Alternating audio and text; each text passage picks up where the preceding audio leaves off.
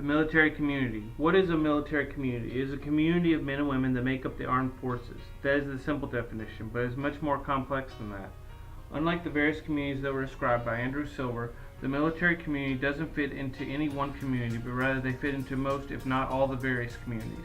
This attribute is what makes the military community unique among communities. The military community is made up of people from all walks of life and various cultural and ethnic backgrounds. The one common thing that binds them is they all took an oath to defend this country and the Constitution of the United States, but that is where the similarities end. Integration is a big part of the military community, in that it is often in a place that they are not native to. Becoming part of the local community can be as easy as like when I got my first apartment in Virginia, or when I had to buy a house once I got married.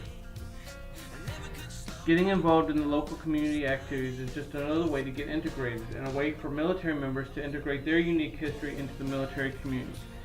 Being involved in the activities makes the local communities aware of the military's presence, and is a way to give back to them for their support they provide through various services.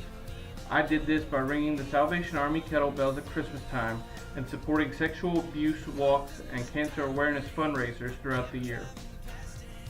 Those who don't embrace this ideal usually do not last very long in the military, as it is so much a part of what the military is about and is a grading point for yearly evaluations and awards. The face of the military community is constantly changing every few years, so it is vital that continued activism in the local community is a lifestyle, not just an event. The diversity of the military sometimes forces personnel to move into neighborhoods that meet the financial and educational needs of them and or their family, not necessarily neighborhoods that they are used to living in or is culturally relevant to them. When living abroad, you don't always have a say in the community you live in, and you are often forced to stay in a community that is made up primarily of other military personnel, like when I was stationed in Korea.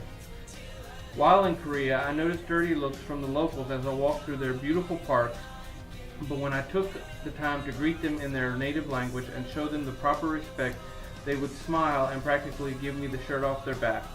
Learning to eat their food and observe the proper protocol for eating out, like removing your shoes and sitting on the floor to eat, is another way that I was able to reach out to the Korean community, and it presented a positive image of the military and Americans to a people who were not all that trusting of either. Being involved in local communities not only impacts the community, but the military member as well. My involvement in the Korean community has made a lasting impact on my life, with many fond memories of the time I spent there. Without going into too much detail, it is easy to see how they fit into all the communities that Silver described, even if only slightly. And though we as individuals might fit into one or more communities, many of us do not fall into all of them like the military community, making them truly unique among communities.